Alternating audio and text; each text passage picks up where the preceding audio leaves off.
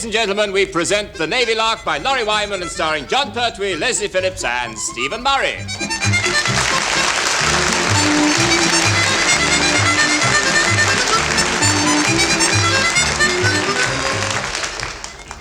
My wife and I often have uninvited guests, and now, through constant practice, I can hide the booze in 59 seconds flat. Ships are like houses. They have their quota of uninvited guests, too. Troutbridge has got one this morning in the loud and menacing shape of Captain Povey. Come on, Mr. Phillips, get this wardroom sorted out. Looks like a badly kept, overstocked junkyard. Oh, you've come too early, Captain Povey. Our chap's hardly up yet. I mean, dash it, it's hardly 10:15.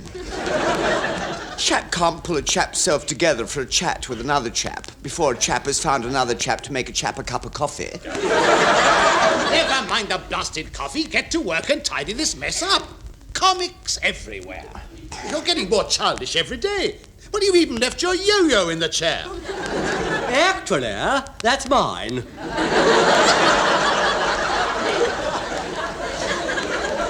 Would you care for a game? Oh, don't be ridiculous, Padre. It's jolly difficult. I can't do it. That doesn't surprise me. His main problem is that he will try to make it go up and down instead of down and up. Down and up. Well, it's not my fault. It would work, but the ceiling keeps getting in the way. Bulkhead! Oh, language. Do keep your voices down, you chaps. I don't know which of you is doing all the shouting, but tell him to pack it in. He woke me up. It was me, Commander Murray. Well, then stop it. Lovely morning, sir. Nice of you to pop in and give me an early call. It is 9:45. In precisely 15 minutes, Admiral Fafont Bitox will be coming aboard with 2 senior officials from the Forbodian Embassy.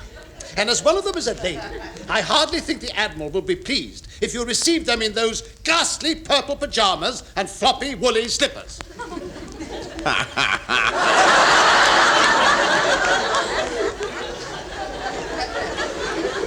Sexy swine.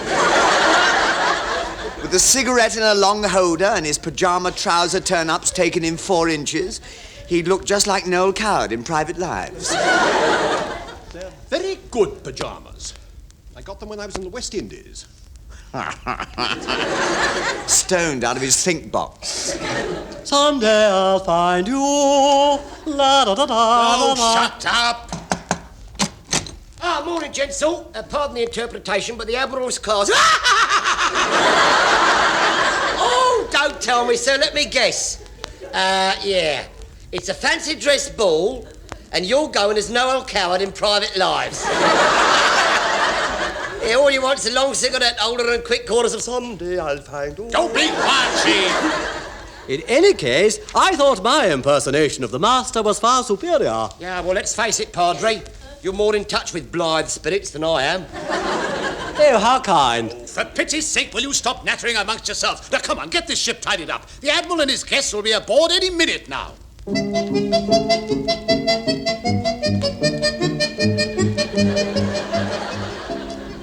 Stand by, Chief. Admiral and party coming aboard. Prepare to pipe. Aye, sir. Oh, this way up the gangplank. For pity's sake, don't trip up and barge into me. You might break me hip flask. Pipe! Well, give us a minute. It's all bunged up with pocket fluff and toffee. Morning, Murray. More.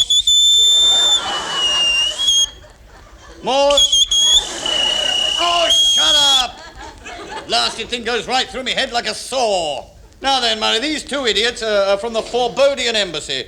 This fool's name is Igor Astrakanovich, or some such rot. Pleased to meet me. I am delightful. And this bouncy bird here is called Natasha Snoggitoff. Bottoms up, and how are your doings?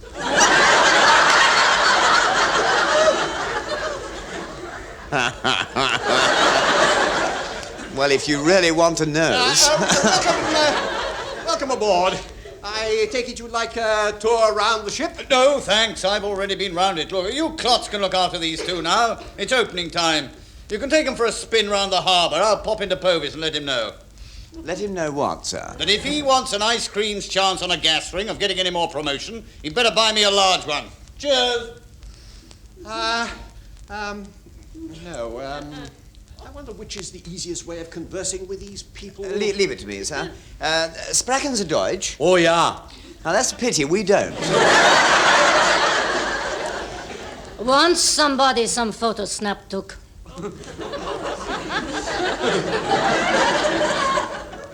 Pardon? Say cheese. Click, click, ho, ho. What's she talking about? I think she wants to take a photograph of us. Not us. Only him. One with teddy bear haircut.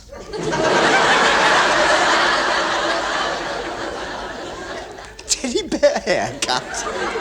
She means you. Would you mind further back standing? You are obscuring me. I never touched you. No?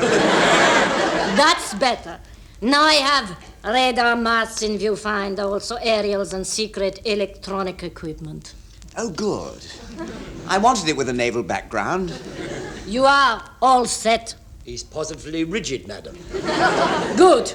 Then off we go. Cheese, click, click. Over and out. Hey? Here, Mr. Murray, sir. Do you think this bloke Igor is all there? I mean, is he a bit non-compost mended? Well, sir, may have escaped your notification, but whilst Mr. Phillips was watching the bouncy birdie, old Fuzzface over there was talking into his matchbox. Oh, really? Perhaps it's an old Forbodian custom. Yeah, well, I've heard of some bent goings on in my time, you know, Caro and the like, but, well, I've never before seen anybody chatting up a matchbox. Especially one with a little tiny aerial on it. Aerial on it? Yeah, Mr. Phillips, sir. Mr. Phillips, sir. Wakey, wakey! Breathe out, sir. You can relax now. She's taken the picture. You might have told her, chap, I've been standing to attention for ages. Hold it, blonde bones. Up. Up against the rails. I wish to get you. Pardon? You want to get blonde bonds where? Stand aside, chaps. Can't you see she wants to get me behind her iron curtain?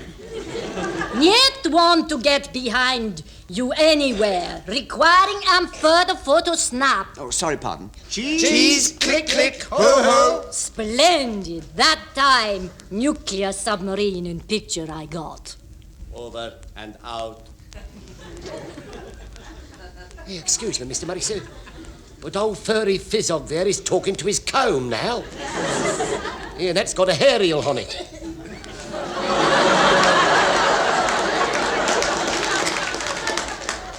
Really?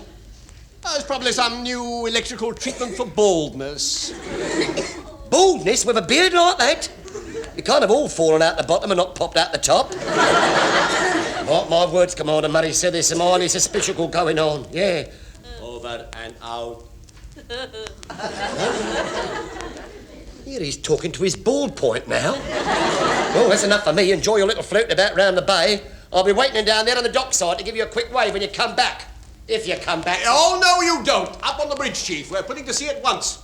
If that's all right with you, madam, and... We would love to go for a harbour round the floatabout and see your workings. Oh, nasty. Yeah, right you are, sir. It will be, very. So if it's all the same to you, I'll just nip down to the dockyard and I'll be there, ready to give you a quick wave the moment Yeah, that you... stand fast, Chief. Honestly, Petty, with the way you're carrying on, anyone would think our distinguished guests were spies. Yeah, exactly. So up on the bridge and no more argument. We put to sea at once.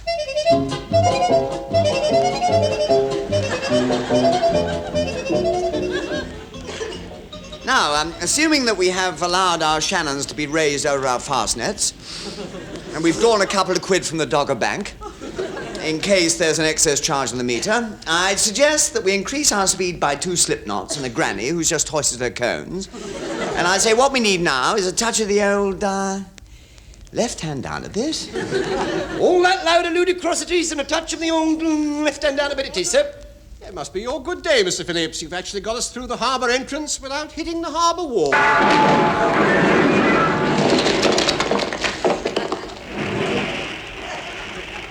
Well, the front end. Well, none of us are perfect. Bridge? Starboard look out here, sir. Leading Seaman Goldstein chatting. What have you in mind now, sir? Are we going to sail under a flag of convenience? What are you talking about? Well, in case you hadn't noticed, when Mr. Phillips clouted that wall, our flagpole and the white ensign fell off. What a nuisance. No, hardly surprising, really, considering 6 feet of railing and 2 gallons of paintwork went with them. To say nothing of the shocking headache it gave me. Bonged about all over the place, I was.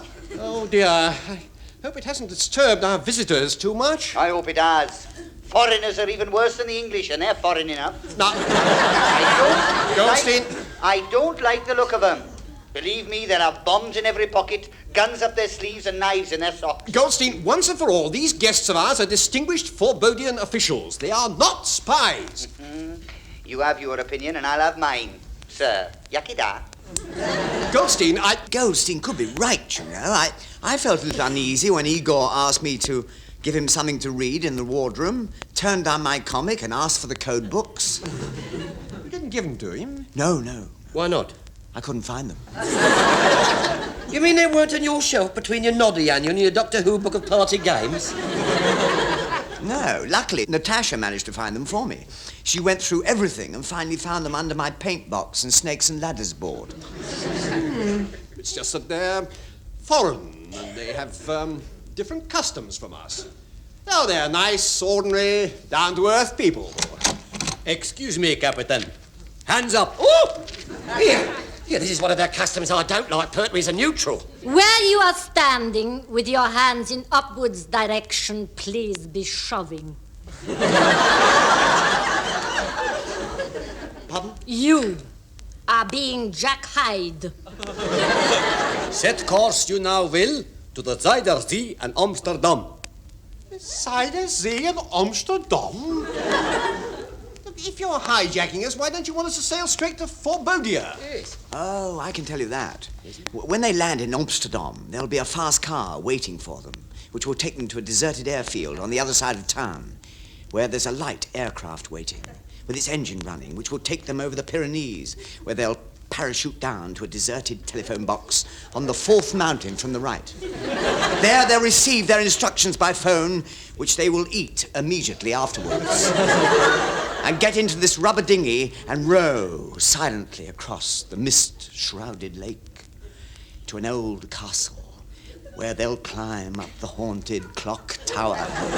And on the last stroke of midnight, a helicopter will pick them up and fly them to a deserted mine in Transylvania, where they'll be given 2 bathing costumes by a peasant in a beard, with a patch over his left eye, so they can swim the torrential river onto the south bank, where they'll collect 2 uniforms and bicycles so they can paddle their ankles off to the Forbodian border.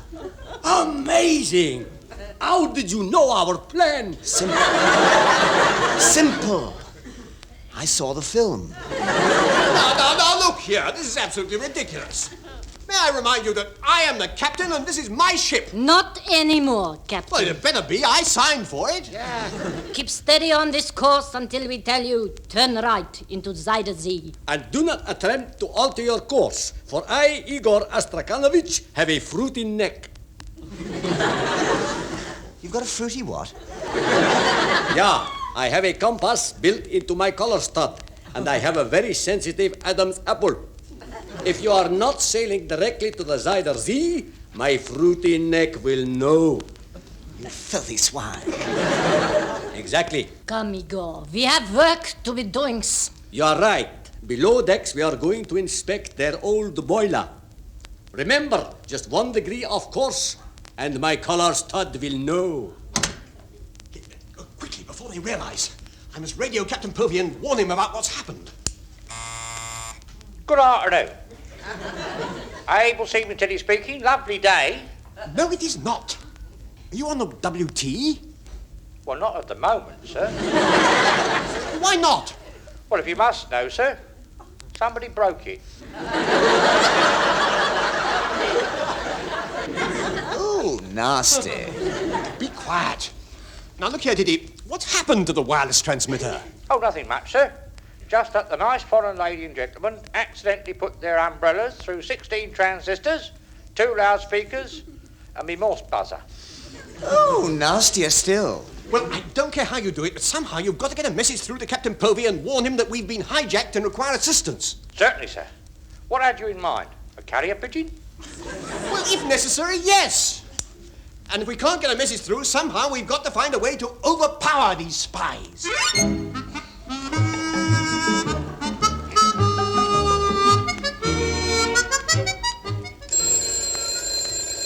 You take it, Renchasen. Captain Povey's office?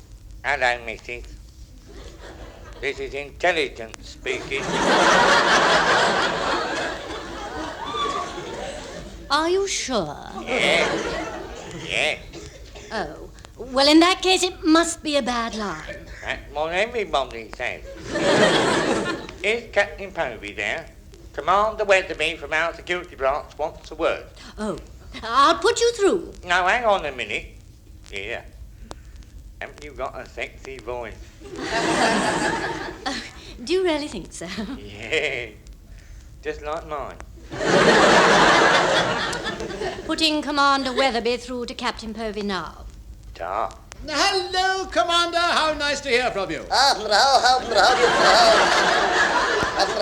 you delighted to yes, I'm delighted to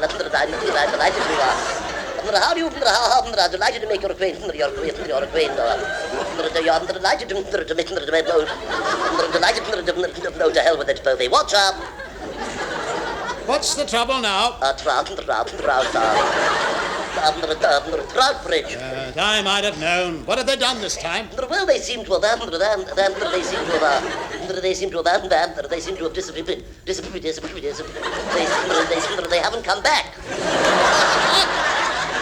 They should have been back hours ago. They were just taking those 2 senior officials from the Forbodian embassy for a short trip. For a long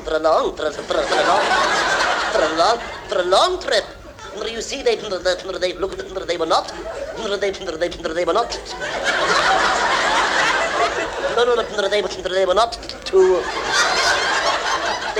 They were not 2 senior officers. They were spies. Oh, good grief. They could be halfway behind the Iron Curtain by now. What on earth are we going to do? Well, I thought that possibly. On the other hand, probably. I thought to hell with it. Dial 999 and ask them if we can have our boat back.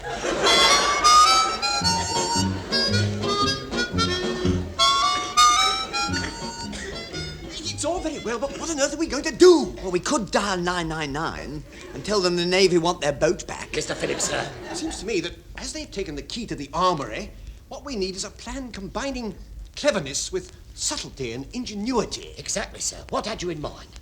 Well, you and Tiddy stand on the deck above their cabin door and belt them with the gash bin as they come out.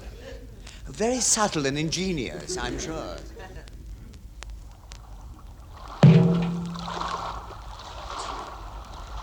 If you kick that bin just once more, I'll shove you in it, head down, and bang the lid on it.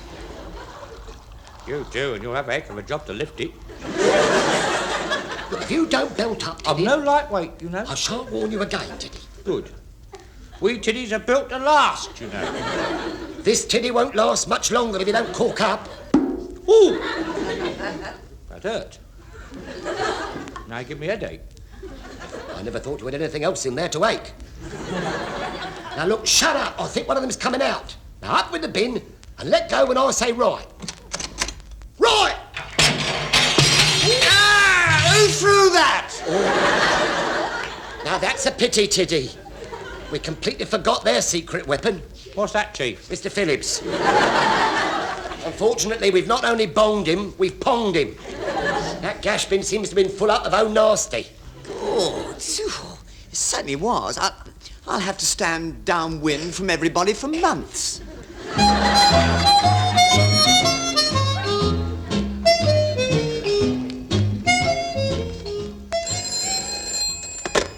Captain Povey's office? Hello, Missy. Commander Weatherby of security wants to know the word with Captain Povey. Oh, well, he's right here. Is he? Well, you're a bit of all right there. How would you like to come and play bingo with me tonight? Oh, I'm terribly sorry. I'm washing my hair. That's what every bird says. Here's Commander Weatherby. Commander Weatherby for you, sir. Captain Povey speaking. Povey, now we've just had we've just had the they tell us the trout, they tell us that your ship is halfway up the Thames. Good grief, what on earth's she doing there? Floating. Now, inform the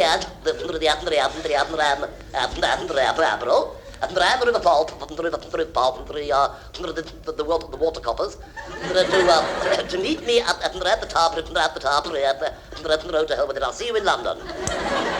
Good grief, why does it always happen to me? Wren Chasen, phone the Admiral, then phone the River Police at Tower Pier, tell them that for some reason we shall probably never know, Troutbridge seems to be sailing upriver towards Tower Bridge. Tower Bridge? I thought they were heading towards Holland. Don't look so surprised, I'm as baffled as you are. Now get my car, I must get up there immediately.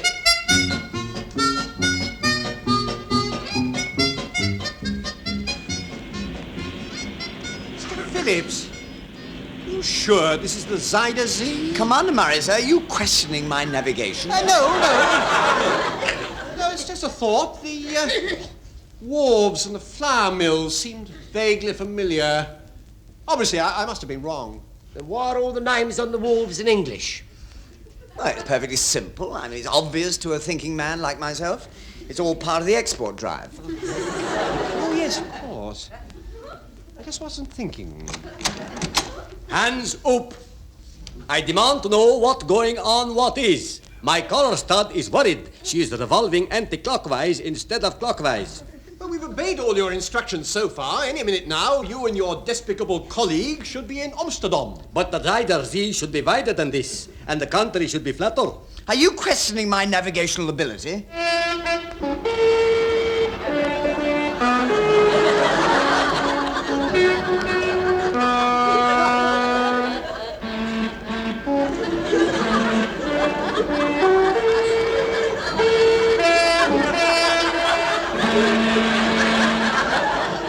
Yes, sir, he is. Frankly, now we all are.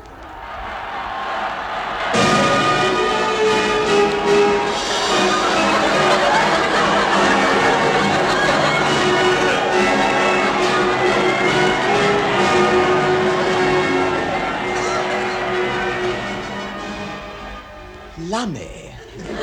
Aren't the Dutch a demonstrative lot? Filthy capitalistic swine. Hey! Here's the Rosses! I never saw nothing, and in any case I wasn't there. When whatever it was got nicked by whoever it was. Bridge? Exciting sort of day, isn't it? In case you hadn't noticed, the police launch just tied up alongside, and the Admiral, Captain Povey, and a lot of scrambled egg just came aboard. What? See you in the scrubs. Goldstein. All right. What have you been up to this time? Lummy, Captain Povey, what are you doing in Amsterdam? Knew it, he still doesn't know. Oh, do leave off, Povey, you twit. All right, Inspector, take this foreign idiot away. We've already got his bird in handcuffs in the launch. Well, congratulations to all of you. Brilliant move on your part, turning left into the Thames instead of right into the Zyder Z. Did I?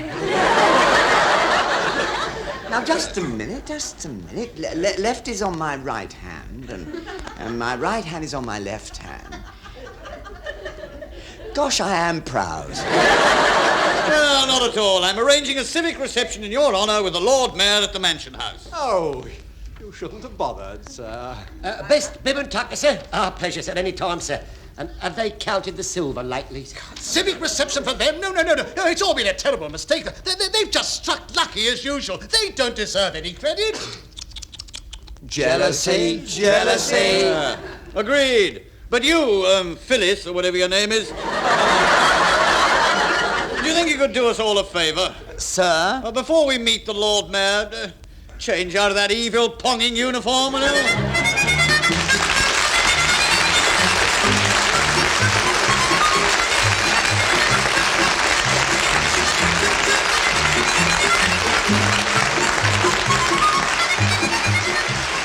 John Pertwee, Leslie Phillips and Stephen Murray have been Spy Catching in the Navy Lark, written by Laurie Wyman. John Pertwee was the Chief Petty Officer, Leslie Phillips was the Sub-Lieutenant, Stephen Murray was the CO, Captain Pertwee was played by Richard Caldecott, Natasha was Heather Chasen, the Admiral was Tenniel Evans, Igor was Michael Bates, and Abel Stephen Tilley was played by Laurie Wyman. The show was produced by Alistair Scott Johnston.